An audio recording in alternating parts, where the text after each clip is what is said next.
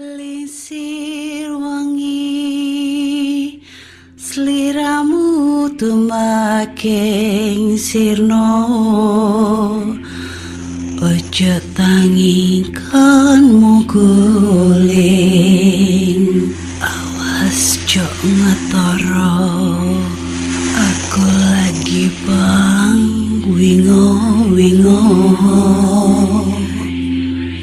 jin setan kang tak utusi dadyo sembarang wojo layu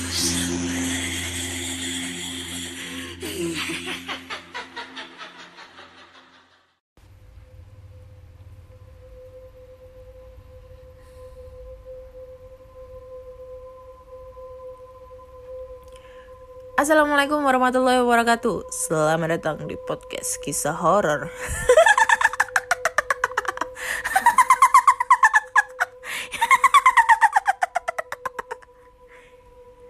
Ketemu lagi dengan aku Ana di sini yang akan membacakan cerita horor ataupun email berhantu yang sudah dikirimkan teman-teman melalui podcast kisah horor @gmail.com ataupun di DM Instagram podcast kisah horor, DM Instagram Ana Olive serta Google Form yang linknya tersedia di bio Instagram podcast kisah horor.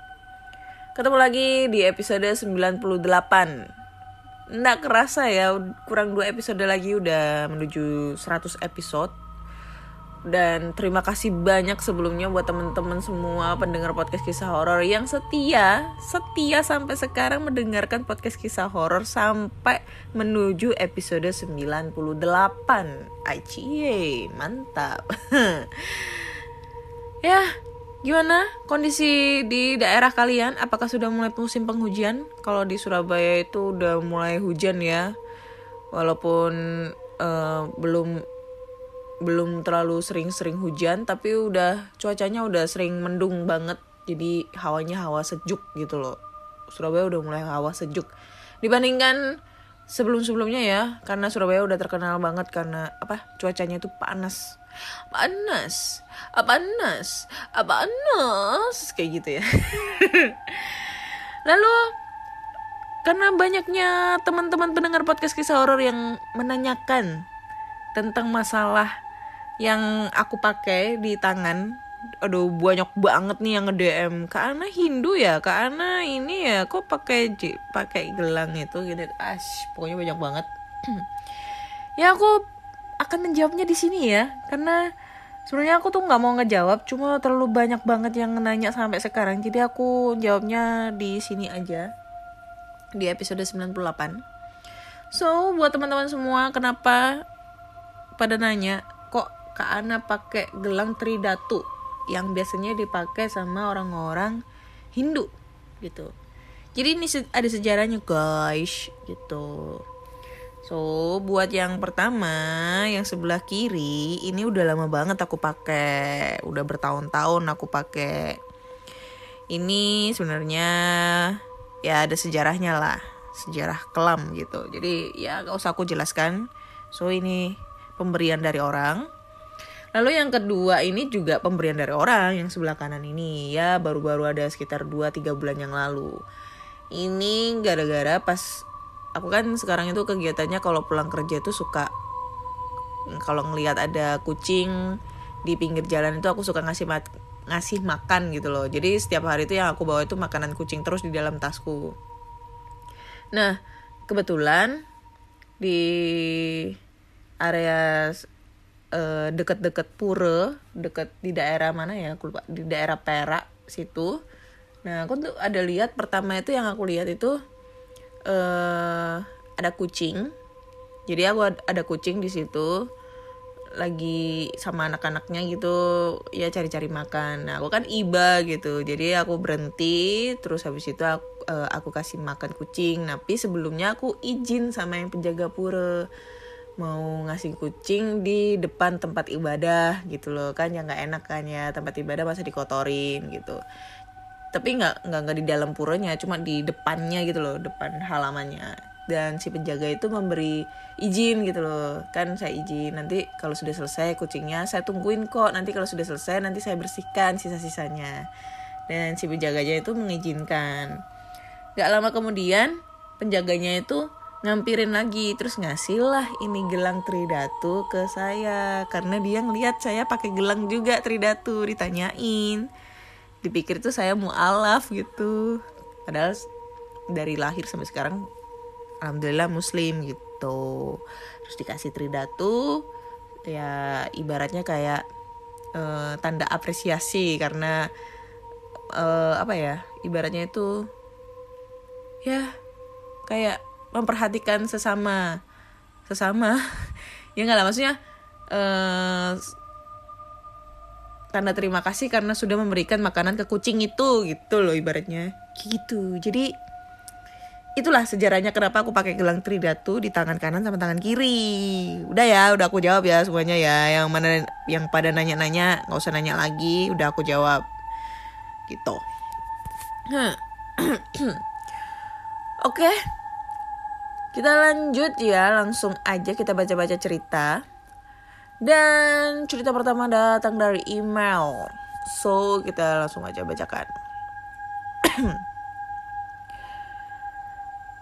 Assalamualaikum Kak Ana.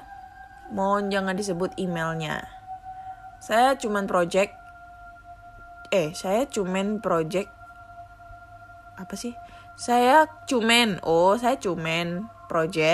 yang waktu itu pernah mengirimkan cerita melewati DM Instagram. Saya ingin berbagi cerita yang seram lagi di tempat kerja saya. Dimulai dari resignnya pegawai yang bekerja di bagian dapur. Oh ya, teman-teman podcast kisah horor. Jadi saya bekerja di coffee shop yang berada di kota Sukabumi. Kembali lagi ke cerita. SPV saya meminta tolong carikan orang yang ingin bekerja di coffee shop untuk bagian dapur. Tidak lama teman saya yang bernama Dika mengajak temannya yang bernama Nisa untuk bekerja di coffee shop tersebut. Nisa tidak tahu menahu soal gangguan makhluk halus yang jahil di tempat kerja. Kami pun yang bekerja sudah lama di situ sepakat tidak menceritakan hal-hal ganjil di tempat kerja. Takutnya dia malah tidak jadi bekerja. Dan membuat formasi kerjaan berantakan. Kami yang bekerja sudah lama di situ pun sudah biasa dengan gangguan-gangguan jin yang jahil itu. Mulai dari tertawanya kuntilanak, suara orang mengobrol saat sudah closing, orang berlari, sekelebatan bayangan hitam besar, dan masih banyak lagi. Beberapa hari kemudian, Nisa sebagai pegawai baru mulai merasakan keganjilan. Dari melihat anak kecil tanpa mata, suara kakek-kakek memanggil nama Nisa di ruang staf, anjirlah. Bau busuk di dapur, dan di situ Nisa mulai ketakutan. Di situ pun Nisa memanggil untuk mengobrol sebentar di ruangan staf. Nisa bertanya kepadaku, "Kak Cumen, Nisa mau tanya, di sini tempatnya angker apa gimana sih?" Aku pun menjawab, "Angker sih enggak, cuman udah lama aja nggak ditempatin, udah hampir 3 tahunan lebih lah. Terakhir di sini sih kafe, tapi udah lama gitu." Nisa pun menceritakan semua pengalaman ganjilnya kepadaku, dan dia mengusulkan untuk mengadakan pengajian bersama staf-staf yang lain. Singkat cerita, pengajian pun dimulai. Setelah selesai pengajian, kami bekerja seperti biasanya. Tapi anehnya, gangguan-gangguan tersebut hilang. Dalam hatiku, tumben nih jin nggak ganggu. Setelah semua sudah closing dan pulang, sekitar jam 1 dini hari, aku pun pulang berjalan kaki. Karena coffee shop tempat kerjaku ini tidak jauh dari rumah. Jalanan sepi dan tidak ada orang sama sekali. Ataupun kendaraan yang lewat. Di sini aku pun mulai merasa merinding setengah pengen lari. Tapi aku untuk tenang. Apa sih? Gimana sih? Oh iya itulah. Tidak lama Tidak lama kemudian aku pun mendengar suara laki-laki yang berteriak dengan menggunakan bahasa Sunda. "Tungguan!" Yang artinya tunggu. Aku pun berhenti sejenak dan menoleh ke belakang. Anjir lah, kok merinding. Tapi tidak ada orang. Aku mulai berjalan lagi dan suara itu pun memanggilku lagi. "Tungguan!" Seketika aku pun berbalik, tetapi sama, tidak ada orang.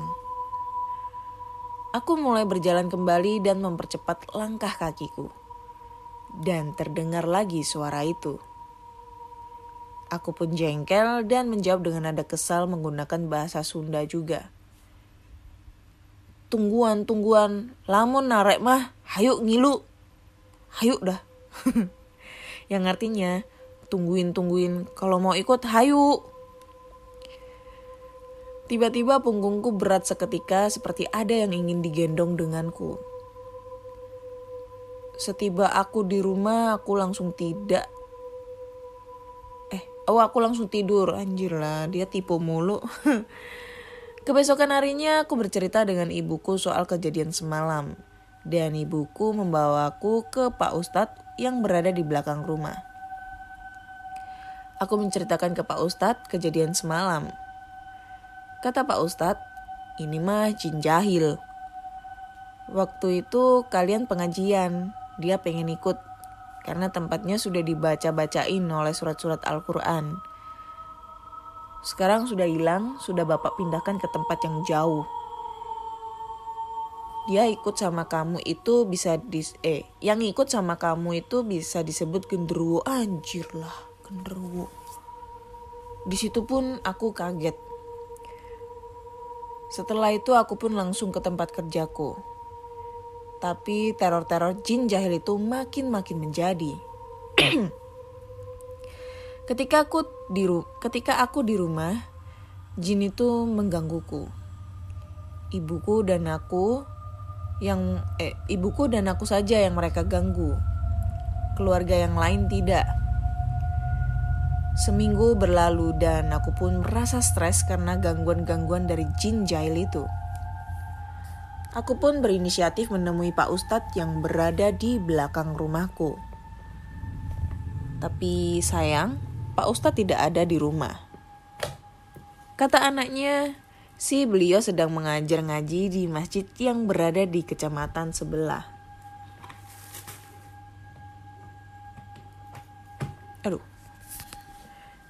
Dan saya pun diberi nomor WhatsApp Pak Ustadz tersebut. Aku langsung menceritakan kejadian yang ada di rumahku itu. Selang beberapa jam, Pak Ustadz menjawab, "Coba kamu foto ruangan-ruangan yang waktu itu kamu pernah diganggu." Aku pun menyegerakan memfoto semua ruangan yang ada di rumahku. Dan langsung mengirimkannya ke Pak Ustadz. Pak Ustadz menjawab, "Waduh, gawat. Jin jahil ini bahaya, harus diusir. Kayaknya ini semua dari tempat kerja kamu yang pindah ke rumah kamu. Hapus fotonya dari HP kamu. Beres Bapak mengajar, Bapak langsung ke rumahmu." Aku pun menunggu di rumah. Sekitar jam 8 Pak Ustadz datang dan langsung menyuruhku berwudu dan langsung membaca surat-surat Al-Quran. Selang sejam kami sekeluarga mengaji. Di situ saya mencium bau gosong dan diiringi tangisan kuntilanak yang ada. Yang ada hilang suaranya. Maksudnya gimana sih? Yang suaranya ada terus hilang, terus ada hilang suaranya gitu mungkin. Kami pun sekeluarga dan Pak Ustadz memperbesar volume suara kami. Sekitar jam 10 malam kami selesai dan Pak Ustadz menyuruh kami sholat isya dan sekaligus untuk menghilangkan bau gosong yang menyelimuti rumah kami. Sekian Kak Ana, maaf ceritanya panjang karena saya senang menceritakannya kalau mendetail. Maaf juga kalau tulisannya agak belibet. Sukses terus Kak Ana, sukses terus podcast kisah horor.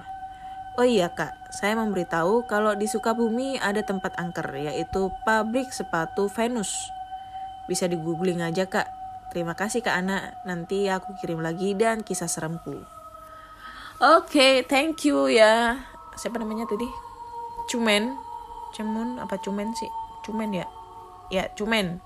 Buat cerita horornya. Aduh, sayang banget ya di Sukabumi ada pabrik sepatu Venus. Tapi akunya udah gak explore lagi. Tapi coba nanti aku sampaikan ke teman-teman YouTuber aku ya. YouTuber explore aku seperti Bucin TV. Ada Bucin TV. Ada Gus Ranger. Ada juga Bang Satria. Ada Ricky Lee. Keranda TV Mayat.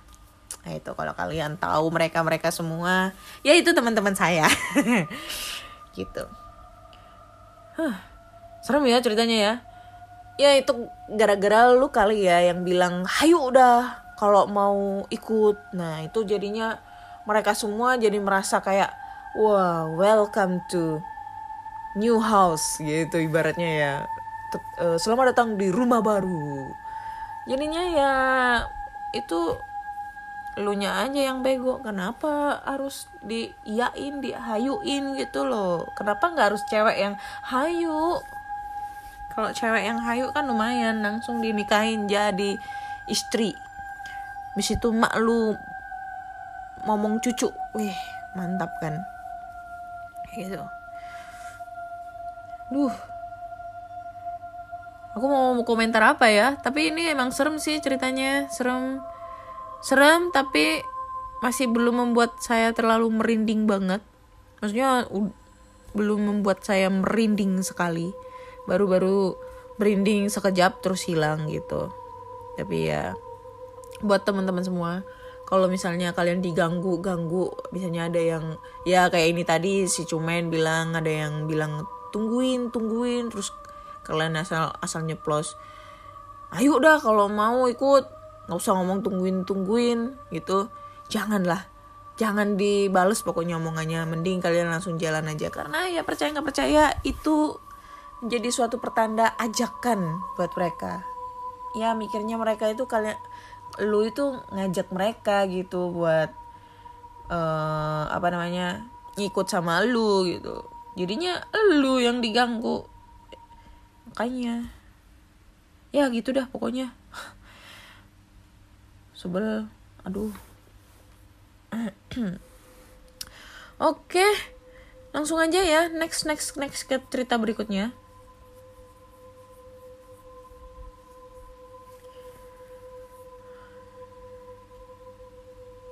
Ini apaan nih? Terlalu banyak percakapan. Coba lainnya dulu. Oke, ini.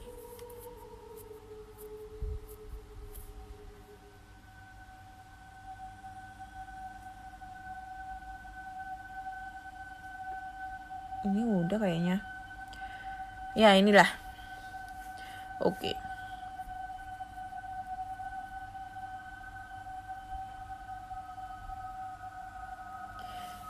Halo Kak Ana, kali ini aku mau bercerita.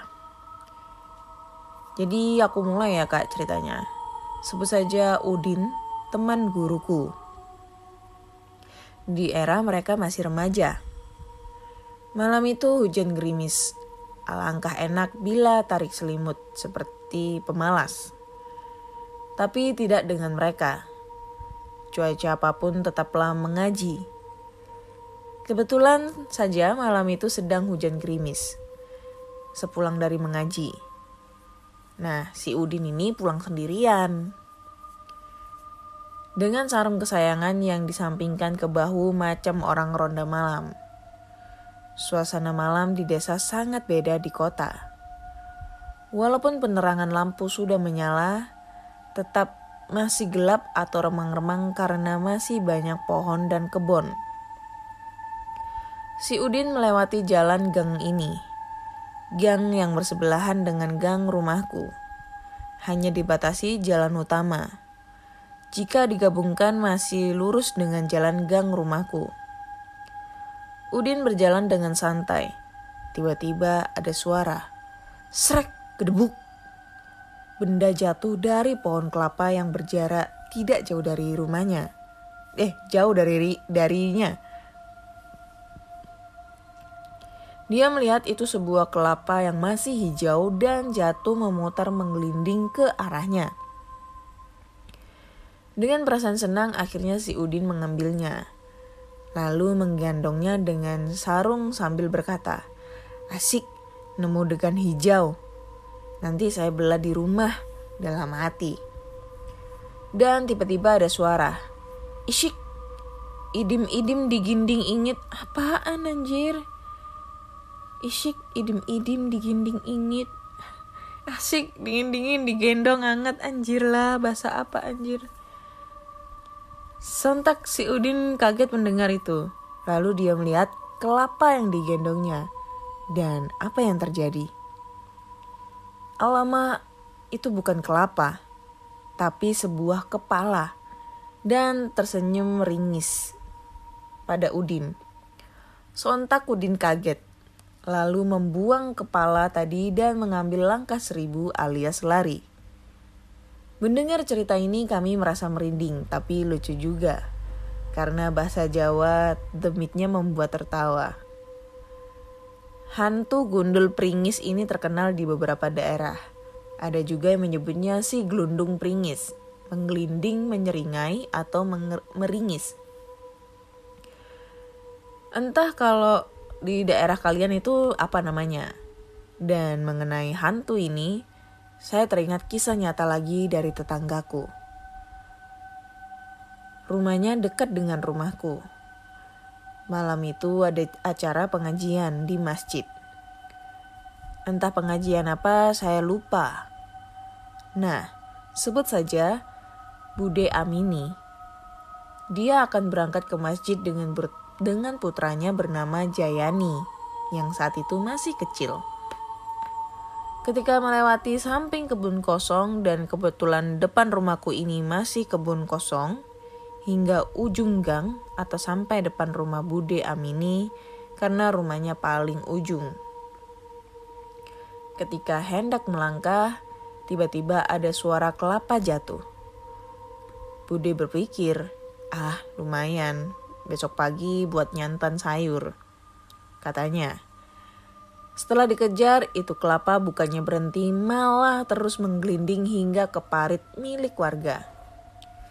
Akhirnya si Jayani yang setengah berjalan diseret-seret karena demi mengejar itu kelapa. Tiba-tiba ketika berhenti dan tangan Bude Amini hendak mengambil tangkai kelapanya, apa yang terjadi? Kelapa itu meringis hingga terlihat giginya. Anjay, gak bisa bayangin. Alhasil Bude Amini ketakutan lalu melemparnya ke parit lagi. Keesokan harinya, kelapa itu normal seperti biasa dan diambil Mbah Tin buat masak sayur yang punya parit depan rumahnya. Ketika itu Bude Amini cerita kejadian semalam. Dan tanggapan kami malah tertawa lucu tapi ngeri juga jika terjadi pada diri kita sendiri. Kata Mbah Tin, kalau malam-malam ada kelapa jatuh gak usah diambil. Kalau mau ngambil cukup di pagi hari saja. Soalnya kalau ada yang jatuh dari pohon kelapa ketika malam itu bukan asli, melainkan hantu. Terang Mbah Tin. Bukan cuma kelapanya saja, bahkan daunnya pun jika jatuh akan berjalan naik ke pohon lagi, katanya. Lalu akhirnya malah membahas kejadian-kejadian horor pohon kelapa deh yang dialami beberapa warga. Dan aku hanya terdiam sambil mendengarkannya. Ternyata serem juga dan tidak sedikit yang mengalaminya. Gara-gara cerita itu saya tidak mau penasaran. Jika malam-malam ada suara jatuh di area kebun dan saya sering mendengarnya hingga sekarang. Entah itu hanya suara kresek buk atau kresek kedebuk, tidak akan kuhiraukan. Karena sudah jam 12 atau jam 1 malam sih. Mending lanjut tidur atau berusaha untuk cepat-cepat tidur, hehehe. Tapi kadang bapak yang keluar ngecek kalau belum tidur. Apa Anda penasaran? Silakan berkunjung ke tempat yang rumahnya masih ada kebun atau pohon kelapa, lalu dijelajahi di tengah malam. Jika ada yang jatuh cukup perhatikan saja ya. Selamat mencoba. Wanjay. Aduh, serem ini mah. Ini serem ya karena aku udah pernah mengalami hal seperti ini. Tapi bedanya aku nggak pernah ketemu si gelundung meringis iku ya. Lagian juga lucu ya. Kalau ketemu si gelundung meringis, bahasanya apa tadi? Isyik, idim-idim diginding ingit, asyik dingin-dingin digendong anget anjay. Isyik, milim-milim bikin mie iyim. Gitu kali ya. Anjing lah. Isyik, isyik, icik-icik ihim. Isyik gibi. Misi visi vivi anjay. Nggak kebayang nanti kalau masalahnya nanti kalau ada orang gitu yang ketemu si gelundung meringis itu terus digendong ditaruh di sarung gitu ya, terus dia ngomong deh, ish misi visi vivi misi vi visi vi ri. Goblok. Aduh, goblok banget sumpah. Tapi ini aku pernah punya pengalaman ya. Tapi bedanya aku gak pernah menemukan yang namanya gelinding meringis. Cuma suara-suara lah. Jadi kebetulan zaman-zaman masih SD, SMP gitulah. SD, SMP itu setiap lebaran itu aku pulang ke rumahnya. Ya pokoknya kalau liburan sekolah atau lebaran gitu aku ke desa. Ke desanya mamaku ya di Nganjuk. Ke rumahnya nenek. Nah, kebetulan depan rumah pas. Jadi ini rumah nenek, halaman ada pohon mangga. Nah, terus pokoknya rumahnya nenek itu udah jalan raya, udah jalan poros nasional. Maksudnya jalan poros nasional itu yang dilewatin antar provinsi gitu ya. Jadi di depan rumah nenek itu berderet pohon kelapa. Itu ada sekitar 10 apa 15 pohon kelapa lah di situ. Nah, setiap malam jam 10 jam 11 itu sering kayak ngedenger kelapa jatuh gitu loh. Padahal emang sih itu kelapanya itu pas waktu itu ya waktu siangnya itu saudaraku itu udah ngambil kelapa gitu loh. Udah ngambil kelapa dan emang kelapanya seger-seger lah. Biasanya kalau udah ngambil kelapa itu langsung kita belah, kita minum gitu, minum bareng-bareng. Nah, pada saat itu jam 10 jam 11 itu ada ini kelapa kayak kelapa jatuh gitu loh. Kan kedengeran banget suaranya. Buk gitu kan. Sekitar 2 atau 3 yang jatuh. Nah, kita mikir itu maling kelapa gitu. Akhirnya dicek lah sama saudaraku ke depan. Dan ternyata gak ada siapa-siapa dan gak ada kelapa jatuh gitu. Terus kita masuk ya berpikir mungkin cuma perasaanku aja, mungkin apalah gitu kan. Mungkin batu kayak apa kayak ya pokoknya berpikirnya itu mungkin kita halu gitu lah. Gak lama kemudian jarak 30 menit itu ada suara kayak kelapa jatuh lagi. Debuk gitu. Nah, kitanya ini ngecek gitu, berdua ngecek ke depan. Saudaraku kan cowok nih, kita ngecek berdua ke depan.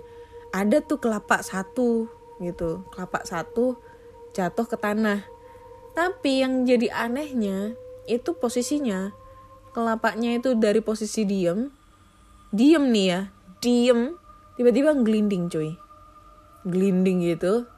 Tapi kita nggak ngelihat itu kayak, maksudnya tidak berpikir kalau itu das gelundung apa, karena kita nggak ngelihat bentukan wajah, muka apa segala macam, dan posisinya juga rumah dalam keadaan terang walaupun lampunya lampu bohlam kuning gitu. Tapi yang jadi anehnya kenapa itu kelapa dari posisinya diem tiba-tiba gelinding. Langsung kita lari ke dalam dan gak berani untuk keluar. Dan pas keesokan harinya pas kita cek, bener kelap yang kita lihat itu adalah kelapa beneran, tapi posisinya jauh dari pohon itu, jauh banget ya, sekitar ada 3 meteran jaraknya dari itu pohon. Ya benar, kita ngeliatnya ngeglinding, tapi yang jadi pikiran kita, apa yang membuat itu kelapa ngeglinding, padahal kelapa itu berat banget dan gak mungkin kalau misalnya ngeglinding itu bisa sejauh sampai 3 meteran gitu. Itu deh, itu pengalaman kita ya. Nggak tahu kalau kalian pernah punya pengalaman ketemu sama das gelondong meringis, apa yang kalian lakukan? Apakah kalian ajak mereka meringis-meringis, mengajak mereka bikin mie ayam, makan mie ayam, atau bikin biksi apalah.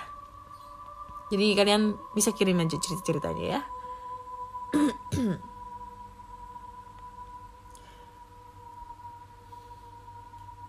Oke. Next kita lanjut ke cerita berikutnya ya, cerita terakhir. Di mana ya? Oke, ini dia. Oke, judulnya adalah Teror Kuntilanak Desa Kunyit. Halo Kak Ana, namaku Lastri.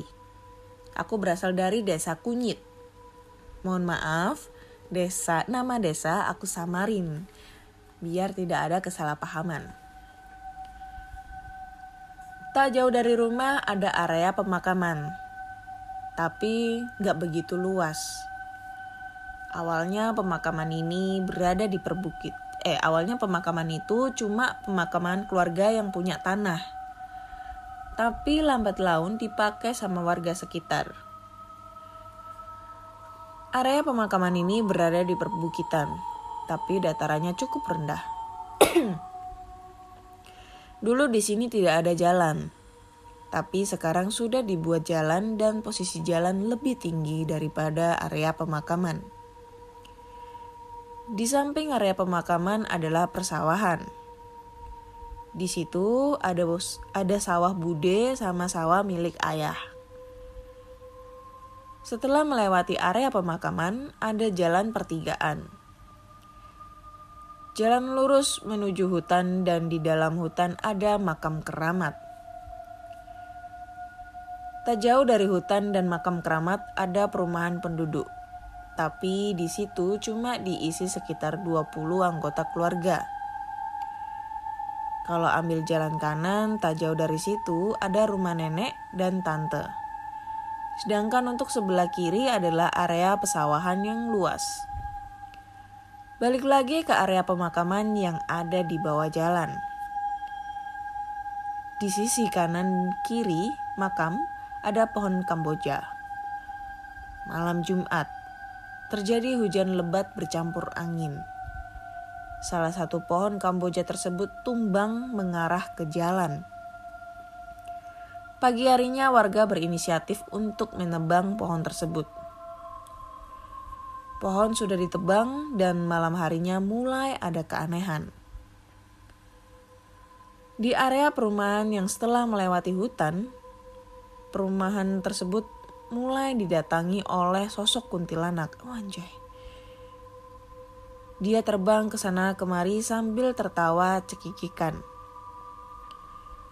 Malam itu warga tak ada yang berani keluar rumah. Aduh, kok merinding ya. Mereka menyepi dan dalam ketakutan.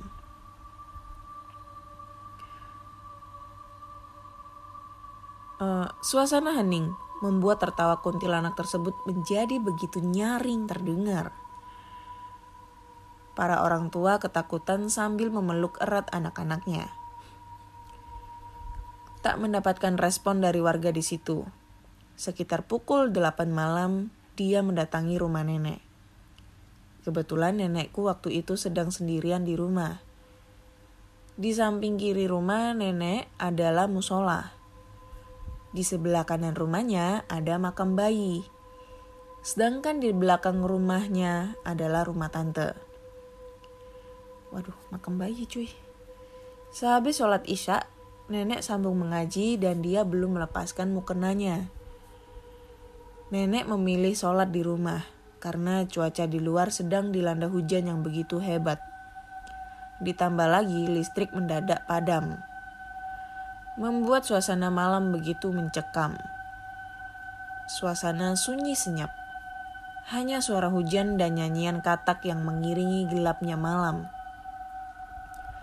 Tiba-tiba terdengar sekelebat suara, seperti kain yang dikibaskan. Aduh. Siapa yang makibas-kibaskan kain malam-malam begini? Sudah gitu suaranya terdengar begitu dekat. Tak lama terdengar suara seorang perempuan yang tengah tertawa. Tawanya memekakkan telinga. Tangan nenek bergetar hebat. Hawa di tubuhnya mulai memanas dan bulu kuduk nenek mulai meremang. Tapi kejadian tersebut tak menghentikan nenek yang sedang asik membaca kitab suci. Suara tawa semakin nyaring dan terdengar semakin dekat. Rupanya makhluk tersebut sudah berani memasuki rumah. Suaranya terdengar jelas dan asalnya dari atas lemari. Mungkin kuntilanak tersebut sedang duduk tepat di atas lemari yang berada di belakang nenek. Awalnya nenek mengaji dengan suara yang lumayan pelan. Tapi setelah mendengar hal tersebut, dia menaikkan nada suaranya. Nenek mengaji dengan suara lantang, seolah menjerit. Begitupun dengan si kuntilanak. Dia tertawa semakin menjadi. Tertawanya seakan menghentak dan nenek pun sama. Dia tak mau kalah. Sekelebat suara kain kembali terdengar. Kuntilanak tersebut keluar. Kuntilanak langsung pergi. Dia pergi menuju ke area belakang ke rumah tante. Setelah itu nenek bergegas keluar rumah dan teriak. Dia memperingatkan tante bahwa ada kuntilanak. Sebelum listrik padam, tante dan ketiga anaknya sedang asik nonton TV. Kondisi tante saat ini tengah mengandung atau hamil. Listrik padam dan mereka masih berkumpul di ruangan tersebut. Badan tante tiba-tiba menggigil hebat. Tubuhnya bergetar dan nafasnya pun terasa begitu sesak. Tak berselang lama tante tak sadarkan diri. Tubuhnya telah dikuasai oleh makhluk tersebut. Anaknya langsung teriak ketakutan dan memojok di sudut ruangan. Mendengar hal tersebut, nenek memberanikan diri menerjang gelap dan derasnya hujan. Dia menginjakkan kaki di tanah yang basah dan sedikit berlubang. Nenek hampir terjatuh, tapi dia bisa menyangga kedua kakinya.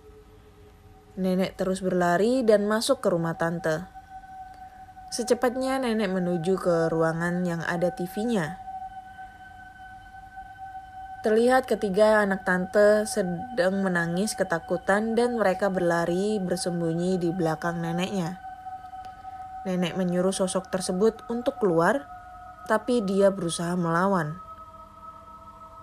Dengan sedikit ilmu yang pernah nenek pelajari, akhirnya dia bisa buat sosok tersebut kepanasan dan langsung keluar meninggalkan tubuh tante. Sakti nih nenek. Tante langsung jatuh tergolek lemas di atas tikar. Mereka mencoba mendekati tante dan menyadarkannya. Tante sadar, dia kebingungan melihat ibu dan anak-anaknya mendadak nangis. Ketiga anaknya langsung memeluk erat tubuh ibunya. Sedangkan nenek, dia mengelus-elus wajah tante sambil berkata, "Gak apa-apa, Nduk." Karena takut hal tersebut akan terulang, nenek pun bermalam di rumah tante. Di sebelah jalan rumah nenek, kanan dan kirinya ada pohon bambu. Pukul 10 malam terdengar jelas suara kuntilanak tertawa. Entah habis muter-muter dari mana dan kini dia kembali mendekat. Dia tertawa cekikikan. Suaranya terdengar jelas dari arah pohon bambu tersebut. Tak lama ayah lewat jalanan itu. Dia melihat sekelebat bayangan putih masuk ke area pohon bambu. Ayah penasaran dan mengikuti sosok tersebut. Terlihat tak jauh dari jalan dia memandang. Di dalam kumpulan pohon bambu yang berdiri, ada sosok anak kecil memakai kain putih lusuh, berambut panjang dan tengah menangis. Sosok yang tadinya tertawa mendadak menangis. Setelah wujudnya terlihat oleh salah satu manusia. Terlihat dengan jelas sosok tersebut duduk di salah satu pohon bambu yang membengkok. Tak lama sosok tersebut pergi.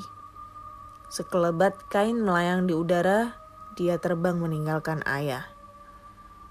Sosok kuntilanak tersebut kembali menyeringai tertawa. Dia pergi menuju rumah warga yang sore tadi sudah dia datangi. Warga yang tadinya sempat merasakan ketenangan, akhirnya mereka dirasuki kembali dengan rasa ketakutan. Kuntilanak itu terbang ke sana kemari, mencari rumahnya yang hilang. Pohon Kamboja, rumah si kuntilanak yang sudah tak ada. Karena rumahnya sudah ditebang sama warga. Hampir semua warga tak bisa tidur di kala malam. Mereka diselimuti rasa ketakutan yang mencekam. Warga resah karena tak hanya semalam kejadian mengerikan itu menimpa mereka. Setiap malam sosok kuntilanak selalu mengganggu warga dengan suara tertawanya yang membuat siapapun mendengarnya ketakutan. Akhirnya ada inisiatif dari beberapa warga yang mengajukan acara syukuran. Acara syukuran diadakan di musola yang berada di samping rumah nenek. Setelah dilaksanakan acara syukuran, malam harinya sosok kuntilanak itu tak lagi mengganggu warga. Warga pun bisa tidur dengan nyaman. Thanks Kak Ana sudah dibacakan. Mohon maaf jika ceritanya kepanjangan. Dan ini berdasarkan kisah nyata. Oke, thank you Lastri buat ceritanya yang begitu panjang dan menyeramkan. Dan aduh gak bisa dibayang ya. Gimana kalau itu seandainya terjadi sama gue gitu loh. Maksudnya yang dihantui kuntilanak. Karena secara aku udah pernah mendengarkan suara kuntilanak tertawa. Entah itu halu, entah itu beneran ya. Yang udah pernah aku posting di feed Instagram aku. Suara kuntilanak tertawa di dalam kamarku.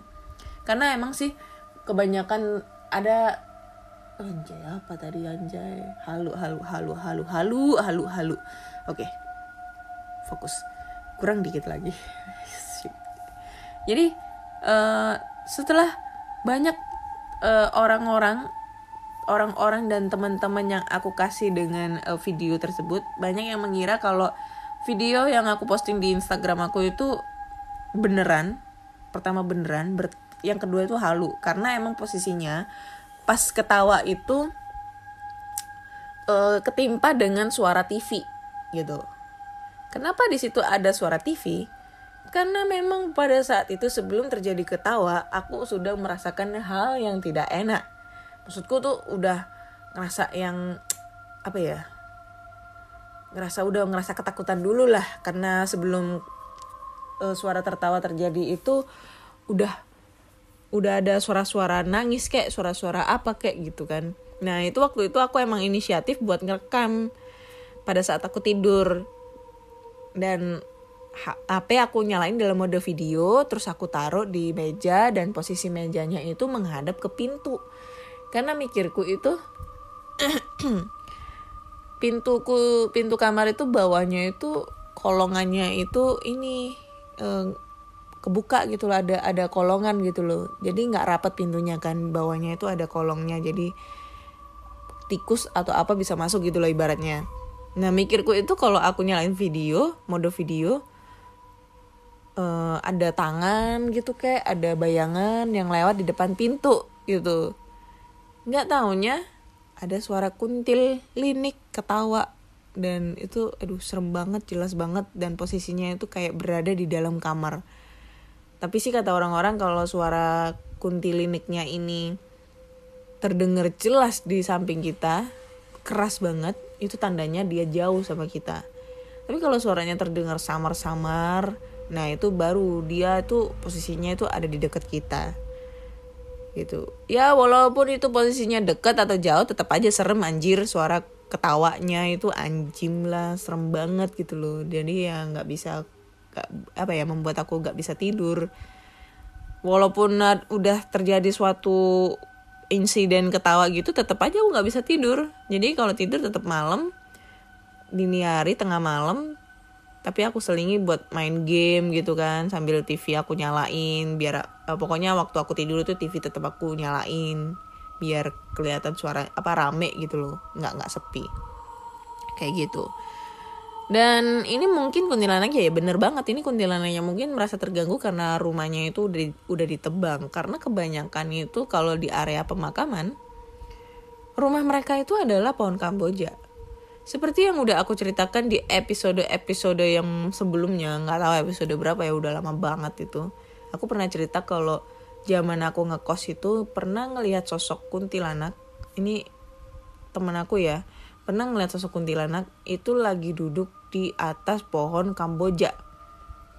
Dan memang kos aku dulu itu posisinya itu belakangnya adalah makam. Jadi kalau kita ngelihat jendela itu, luar jendela itu udah makam. Dan posisinya itu kelihatan banget pohon Kamboja yang tinggi dan gede banget dahannya itu. Dan temen aku ngelihat dia lagi duduk santai sambil mengayun-ngayunkan kakinya di atas pohon Kamboja.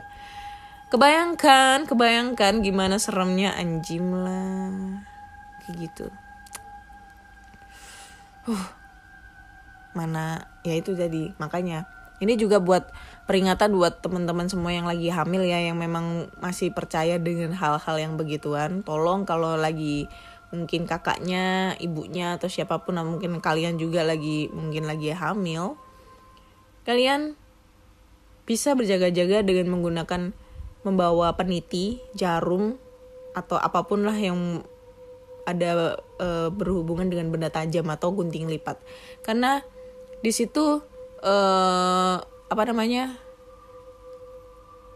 bisa mengusir mereka gitu loh dari gangguan-gangguan jahat. Kayak gitu. Itu sih dari pengalaman dari saudara-saudaraku yang ada di desa kayak gitu. Gitu deh. Oke, cukup sekian dulu cerita kali ini. Udah 3 cerita yang aku bacakan. Dan udah selesai di episode 97. So buat teman-teman semua yang punya cerita-cerita horor, entah itu pengalaman diri sendiri, kakak, adik, ayah, ibu, pelakor, selingkuhan, atau siapapun aja, kalian bisa kirim cerita kalian ke podcastkisahhoror@gmail.com ataupun di DM Instagram podcast kisah horor dan DM Instagram Ana Olive. Dan jika kalian mempunyai dan kalian bisa langsung aja follow bingung jadinya, nggak fokus, merinding sumpah. Kalian juga bisa follow podcast kisah horor di Spotify agar kalian selalu update cerita-cerita horor terbaru. Dan nantikan ada project baru tentang podcast kisah horor. Nantikan aja project barunya podcast kisah horor bersama ada deh. Pokoknya jadi ini ya, jadi surprise buat kalian dan surprise buat saya sendiri karena ya pokoknya tungguin aja dah. Gitu deh, ya. Terima kasih buat semuanya dan nantikan di episode 99. Bye bye.